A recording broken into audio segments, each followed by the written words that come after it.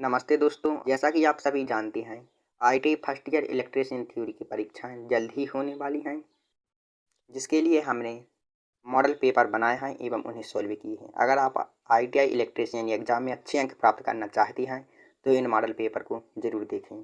ज़्यादा देर न करते हुए हम अपने वीडियो को शुरू करते हैं। प्रश्न एक, विद्युत सप्लाई के तार से चिपके व्यक्ति को दूर करते हैं। यदि कोई व्यक्ति विद्युत सप्लाई के तार से चिपक जाता है तो उसे दूर करने के लिए हम रबड़ के दस्ताने या सूखी लकड़ी का उपयोग करते हैं, इसलिए ऑप्शन एक हमारा सही होगा। प्रश्न दो, लाल रंग का बॉर्डर तथा लाल रंग की क्रॉस पट्टी किस प्रकार के सुरक्षा चिन्ह में बनाई जाती है? तो इसका राइट आंसर है दोस्तों निषेधात्मक चिन्ह। निषेधात्मक चिन्ह हमारे इस प्रकार दिखाई देते हैं एवं इसमें लाल रंग का बॉर्डर एवं लाल रंग की क्रॉस पट्टी होती है। प्रश्न तीन, सूचनात्मक चिन्ह के संबंध में निम्न में से कौन सा कथन सही है? इनकी पृष्ठभूमि नीली होती है, इनकी आकृति वृत्ताकार होती है, इनकी पृष्ठभूमि हरी होती है, इनकी आकृति त्रिभुजाकार होती है। सूचनात्मक चिन्ह हमारे इस प्रकार दिखाई देते हैं एवं जैसा कि आप देख रहे हैं, इनकी ये हमारे वर्गाकार आकृति में बने हुए हैं एवं इनकी पृष्ठभूमि हरी है एवं सफ़ेद रंग से चिन्ह बना है, इसलिए ऑप्शन तीन हमारा सही होगा। इनकी पृष्ठभूमि हरी होती है।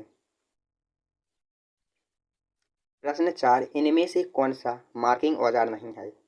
हमें बताना है कि कौन सा मार्किंग औजार नहीं है। स्क्राइबर हमारा मार्किंग औजार होता है, स्निप हमारा मार्किंग औजार नहीं है, जबकि पंच भी हमारा मार्किंग औजार है, डिवाइडर भी हमारा मार्किंग औजार होता है, इसलिए ऑप्शन दो हमारा सही होगा, क्योंकि स्निप हमारा मार्किंग औजार नहीं है। स्निप हमारा एक कटिंग टूल होता है। प्रश्न पाँच, हैमर का आकार खालिस्तान के विवरण द्वारा दिया जाता है। ऑप्शंस, पिन की लंबाई, फेस के व्यास, हैमर के भार या हेड की ऊंचाई। तो इसका राइट आंसर है दोस्तों हैमर के भार। प्रश्न 6, शीट मेटल को काटने के लिए कितने पिच वाला हेक्सा ब्लेड उचित होगा? हमें शीट मेटल को काटना है तो इसके लिए हमको 32 TPI वाला हेक्सा ब्लेड उचित होता है, जबकि TPI का फुल फॉर्म टीथ पर इंच होता है। प्रश्न 7, परमाणु में निम्न प्रकार के कण पाए जाते हैं।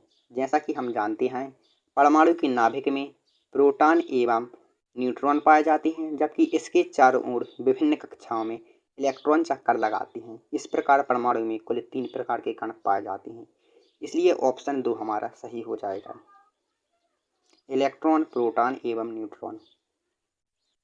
प्रश्न 8, धारा प्रवाह के लिए न्यूनतम आवश्यकताएं हैं। इस प्रश्न का उत्तर आईटीआई के प्रत्येक स्टूडेंट को मालूम होता है, क्योंकि धारा के प्रवाह के लिए न्यूनतम अर्थात कम से कम आवश्यकताएं वोल्टेज स्रोत एवं चालक होती हैं, इसलिए ऑप्शन दो हमारा सही होगा। प्रश्न 9, विद्युत आवेश मात्रा की एसआई इकाई है। इसका राइट आंसर है दोस्तों कूलाम। विद्युत आवेश की मात्रा की एसआई इकाई कूलाम होती है एवं एक कूलाम बराबर 1 एम्पियर गुणा सेकेंड होता है। प्रश्न 10, केबल की धारा वहन क्षमता उसके खालिस्तान पर निर्भर करती है। यदि कोई केबल है तो यह केबल कितनी धारा को प्रवाहित करेगी, यह हमारे अनुप्रस्थ काट के क्षेत्रफल पर निर्भर करती है, इसलिए ऑप्शन तीन हमारा सही होगा। प्रश्न 11, स्टेनलेस स्टील की सोल्डरिंग हेतु कौन सा फ्लक्स प्रयुक्त होता है? तो इसका राइट आंसर है दोस्तों ए सभी, क्योंकि स्टेनलेस स्टील की सोल्डरिंग हेतु हाइड्रोक्लोरिक एसिड, जिंक क्लोराइड एवं अमोनियम क्लोराइड इन तीनों का मिश्रण प्रयोग किया जाता है। प्रश्न 12, इस संयोजन का तुल्य प्रतिरोध क्या होगा? ये हमारे 4 प्रतिरोध हैं एवं चारों प्रतिरोध सीरीज में जुड़े हैं। जैसा कि हम जानते हैं, सीरीज में हमारा प्रतिरोध जुड़ जाता है। 4 व 8 हमारे 12 होंगे और 12 और 12 24 और 24 24 हमारे 48 होंगे, इसलिए हमारा ऑप्शन 4 48 ओम हमारा सही हो जाएगा। प्रश्न 13, सुनहरे रंग की सहनशीलता का मान होता है। तो इसका राइट आंसर है दोस्तों ±5%। प्रश्न 14, सिल्वर रंग की सहनशीलता का मान होता है। सिल्वर, जिसे हम चांदी का रंग भी कहते हैं, इसका राइट आंसर है दोस्तों ±10%, इसलिए ऑप्शन दो हमारा सही होगा। प्रश्न 15, कोई रंग नहीं प्रतिरोध की सहनशीलता होती है। तो इसका राइट आंसर है दोस्तों, यदि कोई रंग नहीं है तो इस प्रतिरोध की सहनशीलता ±20% होती है, इसलिए ऑप्शन 4 हमारा सही होगा। प्रश्न 16, बैंड टाइप प्रतिरोधक में चौथी पट्टी क्या दर्शाती है? जैसा कि हम जानते हैं, प्रतिरोधक हमारे 3 बैंड, 4 बैंड, 5 बैंड, 6 बैंड आदि प्रकार की होती हैं, जिसमें हमारा प्रथम पट्टी हमारे प्रथम अक्षर को, जबकि दूसरी पट्टी हमारे दूसरे अक्षर को, जबकि तीसरी पट्टी हमारे गुणक को, चौथी पट्टी हमारी प्रतिरोध सहनशीलता को और पांचवी पट्टी हमारी तापमान सहनशीलता को दर्शाती है। यहाँ पर हमसे चौथी पट्टी के बारे में पूछा गया है, इसलिए ऑप्शन 2 हमारा सही होगा, प्रतिरोध सहनशीलता। चौथी पट्टी हमारी प्रतिरोध सहनशीलता को दर्शाती है।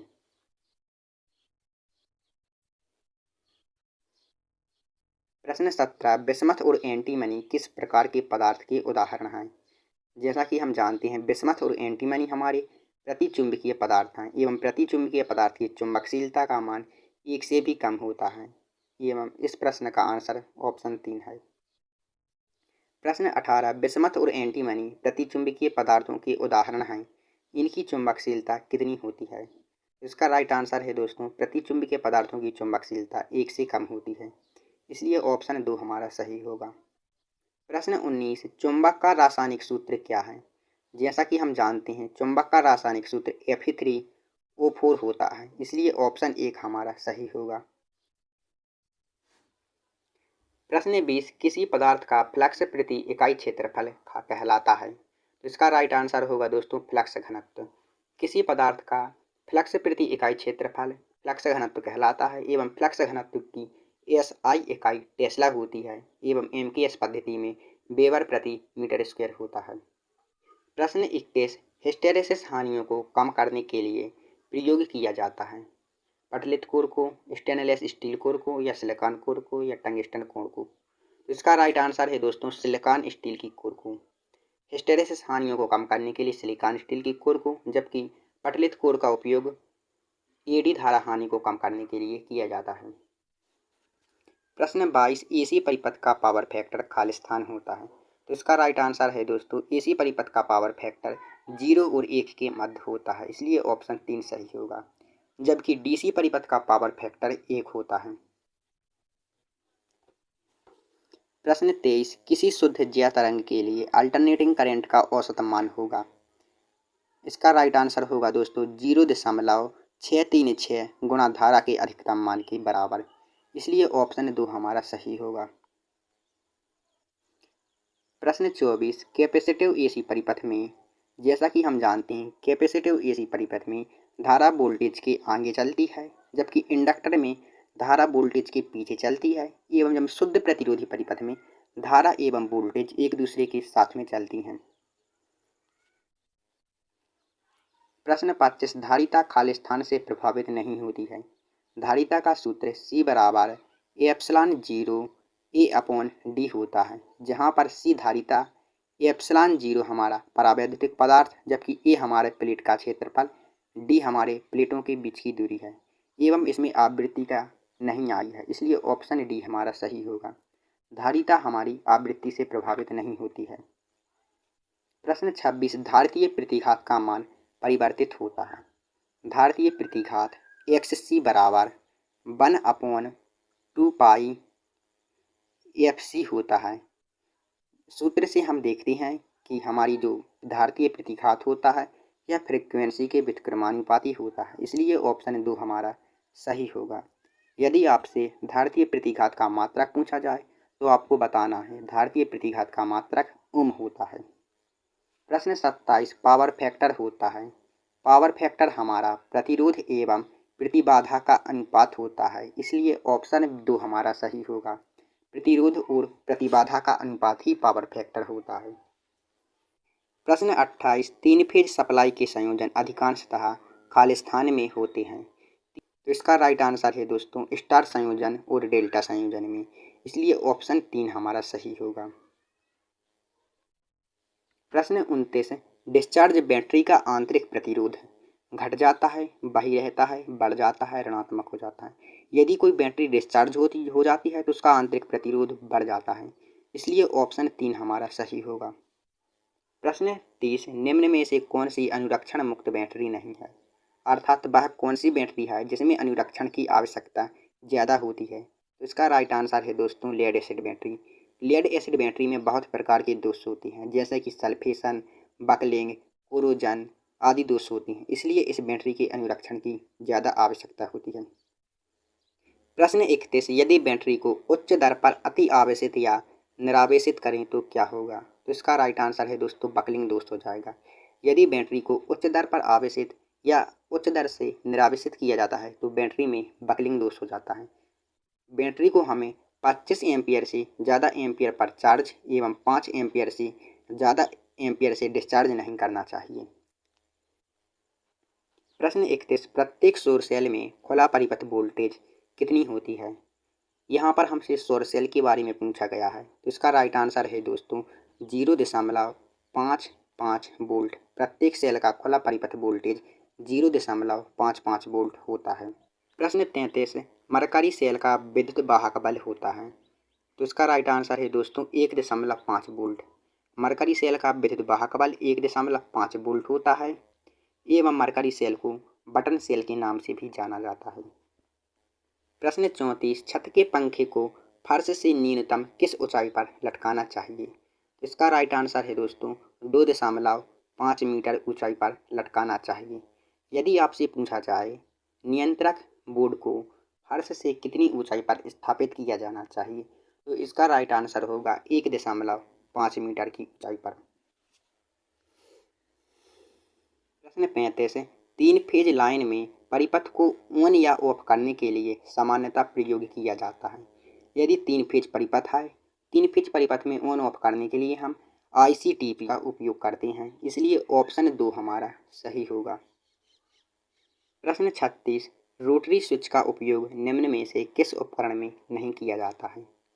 नाइट लैंप, कूलर, बिजली पंखा या ये सभी? हम जानते हैं कूलर तथा बिजली के पंखे में रोटरी स्विच का उपयोग होता है, जबकि नाइट लैंप में रोटरी स्विच का उपयोग नहीं होता है, इसलिए ऑप्शन 1 हमारा सही होगा।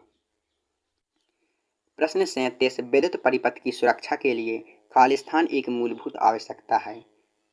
विद्युत परिपथ की सुरक्षा के लिए फ्यूज एक मूलभूत आवश्यकता होती है, इसलिए ऑप्शन 3 हमारा सही होगा। जबकि स्विच हमारी नियंत्रक युक्ति तो होल्डर हमारी होल्डिंग सामग्री होती है।